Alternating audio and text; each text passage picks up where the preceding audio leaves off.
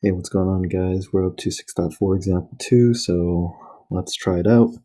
If you can see now, I've already shown that in this case we have a polar coordinate 3 pi over 3 radians, which means that I'm in the direction angle pi over 3 radians, and I'm going to be 3 units away, which is right over here. So let's mark that as point P.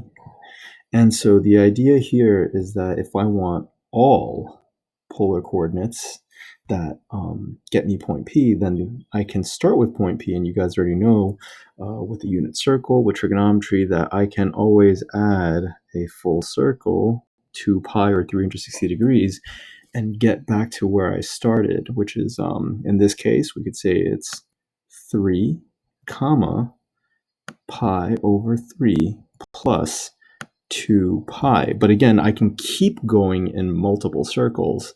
And so 2 pi n, where n in this case is, where's that highlighter, is any integer. So it could be 2 pi and then 2 pi times 2, which is 4 pi, 2 pi times 3, which is 6 pi, or you can even subtract. So you can multiply by -1 and you get negative 2 pi, and so forth.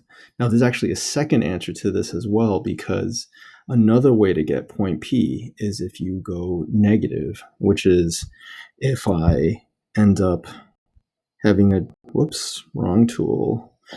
If I end up with the negative direction, so imagine if I was at this angle, right? Whoops, not that angle, but this angle, right? 4 pi over 3.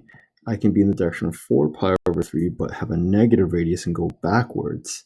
So in that case, there's a second possibility of -3, and then it'd be 4 pi over 3 plus 2 pi n. And those are basically my two possible answers in this case for point P.